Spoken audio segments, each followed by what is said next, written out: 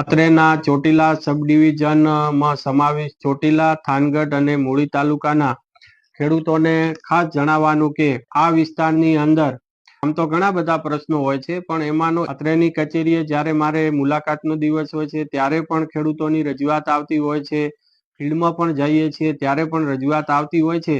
અને એ પ્રશ્ન છે ખેતરે એટલે કે વાડીએ જવાનો જે રસ્તો છે અમુક ઇસમો દ્વારા બંધ કરી દેવામાં આવ્યો હોય, જેના લીધે ખેડૂતને જે વાવણી કરવાના સમયે અથવા તો વાવેતર થયા પછી જે ખેતરની અંદર જે પાક ઊભો છે એ પાક લેવાની અંદર ખૂબ જ મોટી સમસ્યા ઊભી થાય છે.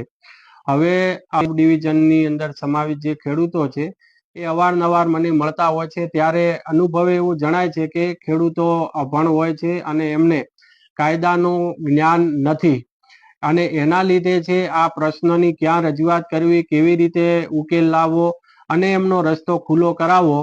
એટલે આવા જે પ્રશ્ન છે એ પ્રશ્ન ખૂબ જ અગત્યનો હોય, જેના લીધે અહીંયા પણ ધક્કા ન ખાવા પડે અને આ પ્રશ્નનું નિરાકરણ આવે. જે રસ્તાના નિરાકરણ લાવવાનો એટલે કે રસ્તાની અંદર કોઈએ પણ રસ્તાને સાંકડો કરી દીધો હોય, રસ્તાને બ્લોક કરી દીધો હોય, રસ્તામાં અડચણ ઊભી કરી હોય અથવા તો સંપૂર્ણ રીતે જો રસ્તો બંધ કરી દીધો હોય, તો આ જે એક કાયદો બનાવેલો છે એ કાયદાનું નામ છે મામલતદાર કોર્ટ એક્ટ 1906, અને એની જે સેક્શન 5 છે એ 5 મુજબ છે એ દાવો કરવો પડે.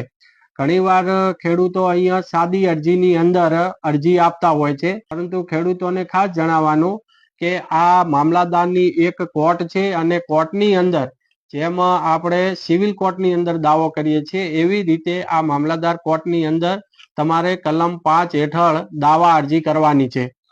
દાવા અરજીની અંદર શું વિગત હોવી જોઈએ એ આ જ કાયદાની સેક્શન 7ની અંદર જોગવાઈ કરેલી છે કે આ દાવા અરજીની અંદર છે વાદીનું નામ, એમનું ઉંમર, એમની ધર્મ, ધંધો, સાથે સાથે જે લોકોએ આ રસ્તો બંધ કર્યો છે એને પ્રતિવાદી બનાવવા પડે.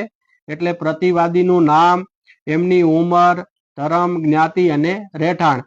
ત્યારબાદ એની અંદર જેનો કબજો ઉપયોગ કરવા માટે માગેલો હોય તે મિલકતનો જે પ્રકાર છે, એનું સ્થળ છે, અને જે તારીખે દાવાનું કારણ ઉત્પન્ન થયું હોય તે તારીખ, અને જે હકીકતો ઉપરથી આ દાવાનું કારણ ઉત્પન્ન થયું હોય તે હકીકતો છે એ આ દાવાની અંદર આવી જવી જોઈએ. સાથે સાથે જો વાદીના દસ્તાવેજો હોય તો તેમની, અને જો તેમના કોઈ સાક્ષી હોય તો એ સાક્ષીઓ પણ આ દાવા અરજીની અંદર દર્શાવવા પડે. એટલે સેક્શન 7 મુજબ જે વિગતો છે એ વિગતો સાથેની દાવા અરજી કરવી પડે. મેન અગત્યનો મુદ્દો એ છે કે દાવો ઉત્પન્ન જે થાય છે એટલે કે જે દિવસેથી રસ્તો બંધ થયો છે એ રસ્તો બંધ થયાના 6 મહિનાની અંદર આ દાવો દાખલ કરી દેવો પડે. એટલે કે મામલતદાર કોર્ટની અંદર સેક્શન 5 હેઠળનો દાવો છે એ જે દિવસે રસ્તો બંધ થાય છે એ જ દિવસે આ અરજી છે એ અરજી તમે કરવા હકદાર બની જાઓ છો, અને આ દાવો છે એ 6 મહિનાની અંદર કરવો પડે. જો દાવાનું કારણ ઉત્પન્ન થયા પછી 6 મહિનાની અંદર જો અરજી કરવામાં ન આવે તો આ દાવો છે, દાવો મામલતદાર કોર્ટ છે એ પોતે દાવો કાઢી નાખે છે. એટલા માટે જે સેક્શન 5(3) અંદર છે કે દાવો છે એ દાવો 6 મહિનાની અંદર કરી દેવો જોઈએ. ત્યારબાદ વિધિસરની જે પ્રક્રિયા છે, ઇન્સાફી કાર્યવાહી ચાલુ થશે. પક્ષકારોને નોટિસ આપવામાં આવશે, નોટિસ આપ્યા પછી સાંભળવામાં આવશે, અને સર્કલ ઓફિસર અને રેવન્યુ તલાટીને સ્થળ પર મોકલી અને પંચરોજ કામ અને જરૂરી જે પણ કોઈ રેકર્ડ આધારિત, સ્થળ આધારિત જે પણ કોઈ દસ્તાવેજી પુરાવા છે એ પણ રજૂ કરાવવામાં આવશે. સાક્ષીઓને સાંભળવામાં આવશે. સાક્ષીઓની જે જુબાની છે એ જુબાની પણ મામલતદાર દ્વારા લેવામાં આવશે. અને ત્યારબાદ 2 થી 3 મુદતો કે જે પણ કોઈ જેટલી મામલતદાર કોર્ટને લાગુ પડે કે એમને કે મુદતો આપવી છે એટલી મુદતો પાડ્યા પછી મામલતદાર કોર્ટના હુકમથી જો છે એ નિકાલ કરવામાં આવતો હોય છે. અને ત્યારબાદ કાં તો મનાઈ હુકમ આપવામાં આવે છે અથવા તો રસ્તો ખુલ્લો કરવા માટેની હુકમ કરવામાં આવે છે, અને આ હુકમનો છે પછી પાલન કરાવવામાં આવે છે. હવે ખાસ વાત એ પણ છે કે જે દાવો ચાલ્યો છે અને મામલતદાર કોર્ટે જે હુકમ કર્યો છે એની સામે આ કાયદામાં અપીલની કોઈ જોગવાઈ નથી. પરંતુ ફેર તપાસની એટલે કે રિવિઝનની જોગવાઈ કરવામાં આવેલી છે.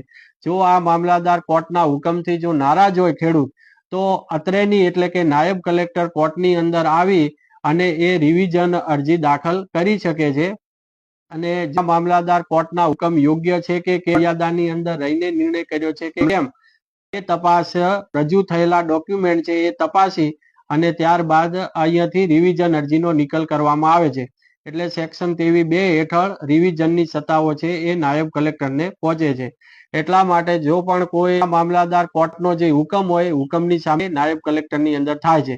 એટલે ખાસ મારે જણાવવાનું કે હવે તમારા જે પણ કોઈ મામલતદાર કચેરી લાગે છે, મામલતદાર કોર્ટ જે આવેલી છે ત્યાં જઈ અને આવો રસ્તો બંધ કરવામાં આવે અથવા તો પાણીનું વહેણ હોય કે જે કુદરતી રીતે પાણીનો પ્રવાહ જે બાજુ જતો હોય એ પાણીને પણ બ્લોક કરવામાં આવે, વહેણને બ્લોક કરવામાં આવે, એની અંદર જો અડચણ ઊભી કરવામાં આવે તો પણ આ કલમ હેઠળ જ દાવો થઈ શકે છે અને એનો અડચણ છે દૂર કરવામાં આવે છે, જેથી કરીને તમારો જે પાક છે, તમારી જે ખેતી છે એ સુવ્યવસ્થિત થઈ શકે તમામ ખેડૂતો માટે. જેથી કરીને અહીંયા ધક્કા કે ન ખાવા પડે. આ વિડીયો છે સમગ્ર ગુજરાતના ખેડૂતોને પણ આ જ પ્રશ્ન હોય તો સમગ્ર રાજ્યની અંદર આ કાયદો અમલી છે અને એનો લાભ લેવા વિનંતી.